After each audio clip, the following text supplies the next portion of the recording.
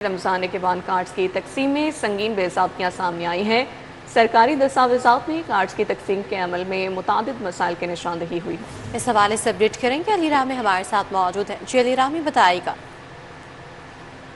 निगहबान card के ऊपर कुछ मसाइल सामने आ रहे हैं और इस पर अर्बन यूनिट ने और दीगर जो मुतलका इंतजामी उनकी तरफ से कुछ रिपोर्ट्स हैं वो अवान वज़ीर को सबमिट की गई और उसमें कहा गया है कि बहुत ज़्यादा डुप्लीकेट्स कार्ड्स हैं वो बैंक ऑफ पंजाब की तरफ से बनाकर दिए जा रहे हैं और बहुत ज़्यादा जगहों पर शिकायत ये आ रही है कि खाली एनवेलप है, उसके अंदर एटीएम कार्ड्स मौजूद ही नहीं है और इसके बाद जेलों के अंदर जो लोग मौजूद हैं उनका बहुत ज़्यादा डाटा है, उनके नाम पर निगहबान कार्ड बनाए गए लेकिन उनको डिस्ट्रीब्यूट करने का कोई मौसर हल जो है वो नहीं निकाला गया और उसके साथ ही जो प्रिंटिंग मोबाइल नंबर्स हैं वो गलत नंबर जो है वो डायल किए जा रहे हैं, आईडी कार्ड के नंबर जो है वो गलत प्रिंट किए जा रहे हैं एटीएम कार्ड्स के ऊपर। तो ये वो चंद मसाइल हैं जिसके ऊपर बाकायदा अब निगहबान कार्ड के हवाले से इजलास की तरफ से अर्बन यूनिट की तरफ से निशानदही की गई है। अब इस पर ऐवान वज़ीर पंजाब की तरफ से अहकामात दिए गए हैं कि रमज़ान निगहबान कार्ड जो है वो फौरी तौर पर उसके ये जो मसाइल हैं हल किए जाएँ, जेल इंतजामिया के साथ, बैंक ऑफ पंजाब के साथ और नादरा के साथ और जो खाली एनवेलप दिए जा रहे हैं, उस पर भी कड़ी निगरानी की जाए कि कोई भी एनवेलप जो है वो खाली ना हो और कोई भी मुस्तहिक जो अफराद हैं पंजाब के अंदर वो निगहबान कार्ड से महरूम न रहे। तो ये हदायत भी जारी की गई हैं और कहा गया है कि रमज़ान निगहबान कार्ड जो है वो रमज़ान माह के अंदर इसको हर तरफ सूरत से इसको मुकम्मल किया जा सके। तो अब तक 80% जो है ये रकम जो है वो रीइंबर्समेंट भी हो चुकी है, बाकायदा लोगों ने ई कैश जो है वो ली है। तो इसका 90% ये बताया जा रहा है कि ये लोगों तक अली रामी, बहुत शुक्रिया आगाह करने के लिए। जौहर टाउन रमज़ान बाजार में शहरी अफ्तारी की खरीदारी में मसरूफ है। सब्जियों के रेट्स ओपन मार्केट की निस्बत सस्ते हैं, शहरियों की जानिब से ये कहा गया। मज़ीद क्या कहना है शहरियों का, बताएंगे अबू बकर शेख। जी अबू बकर। रमज़ान मुबारक की मुनासबत से शहर भर में रमज़ान बाज़ार कायम किए गए हैं जहाँ पे शहरियों की बड़ी तादाद इस वक्त ईद और इफ्तारी से मुतालिक जो ख़रीदारी में मसरूफ़ दिखाई दे रही है। मेन जौहर टाउन रमज़ान बाज़ार में मौजूद हैं, शहरियों से बात करेंगे। क्या कहेंगे जी, ओपन मार्केट की निस्बत फल और सब्जियों के रेट्स में कोई फ़र्क है आपको देखने में? जी, ओपन मार्केट की निस्बत रेट काफ़ी फ़र्क है। सब्जियों का तो काफ़ी फ़र्क है, फलों का इतना ज़्यादा फ़र्क नहीं है। लेकिन आपने क्या ख़रीदारी की है और ओपन मार्केट में क्या रेट है और यहाँ से क्या मिल रहा है? बस सब्जियाँ जितनी भी हैं वो यहाँ पे सस्ती हैं ओपन मार्केट की निस्बत, और ये है कि एक ही जगह पे सारी चीज़ें मिल जाती हैं, तो ये फ़ायदा होता है इसमें। क्या शहरियों की गुफ्तगू सुनी, इनका ये कहना था कि रमज़ान बाज़ार का ये सबसे बड़ा बेनिफिट ये है कि एक ही बाज़ार में एक ही छत तले उन्हें तमाम जो अशिया हैं ये मुयस्सर हैं। इन्होंने ये कहा कि ओपन मार्केट के निस्बत जो रमज़ान बाज़ार हैं सब्ज़ियों के हवाले से बहुत ही तसल्ली बख्श और अच्छे और मुनासिब रेट्स देखने को नज़र आ रहे हैं। फलों के रेट्स में कोई ख़ास फ़र्क देखने में नज़र नहीं आ रहा। मज़ीद इन्होंने ये कहा कि केले और सेब की क्वालिटी मज़ीद बेहतर बनाने की ज़रूरत है ताकि शहरियों को ज़्यादा से ज़्यादा रिलीफ मिल सके। अबू बकर शेख, बहुत शुक्रिया आगाह करने के लिए। आलमी कशीदगी के बायस पाकिस्तान में अद्वियात की सप्लाई मुतासर होने का भी खदशा है। अद्वियात की आलमी सप्लाई में मुमकिन तातुल के पेश नज़र ड्रेप की एडवाइजरी जारी। इस हवाले से बात कर लेते हैं। सीनियर हेल्थ रिपोर्टर ज़ाहिर चौधरी हमारे साथ मौजूद हैं, बताइएगा क्या अपडेट्स हैं?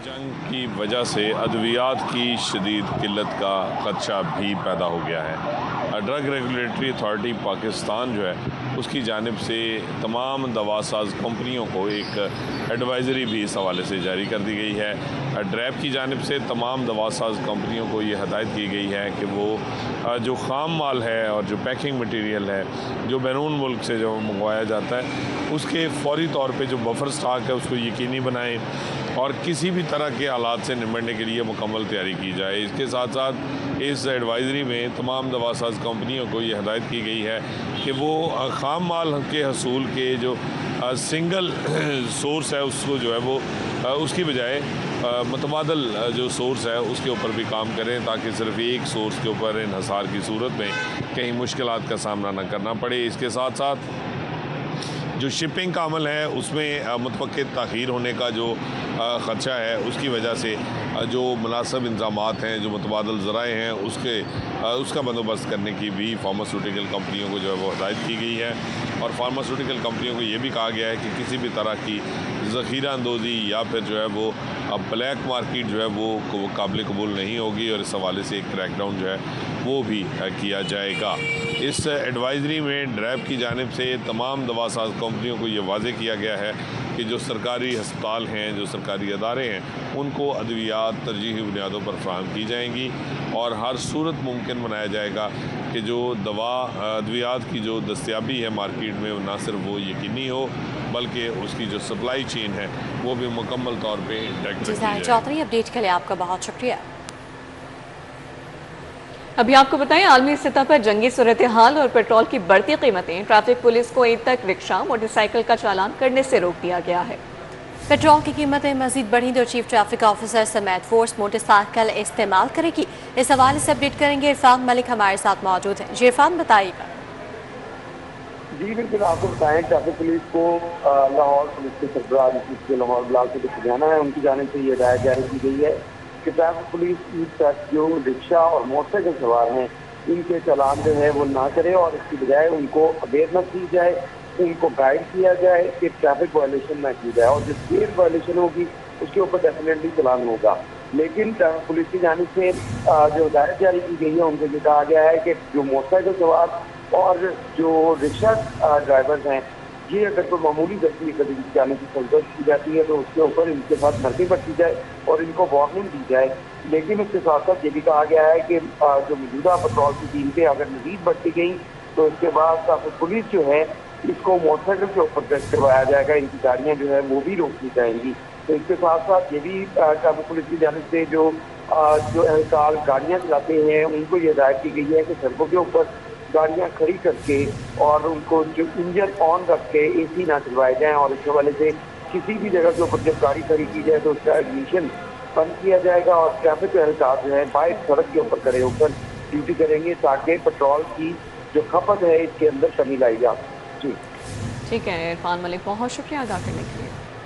पेट्रोलियम मसनूआत की कीमतों में इजाफे के खिलाफ दायर दरखास्तों पर समाअत हुई है। समाअत का अहवाल बताएंगे मलिक अशरफ हमारे साथ मौजूद हैं। जी मलिक अशरफ। जी बिल्कुल, आज लाहौर हाई कोर्ट के जज खालिद शाह की अदालत में पेट्रोलियम मसनूआत की कीमतों में जो इजाफे के तरीक़ेकार है उसके खिलाफ दरखास्तों पर समाअत हुई है और अदालत ने पाकी कौम ओबरा को जवाब जमा कराने के लिए आइंदा समाअत तक के लिए मोहलत दी है।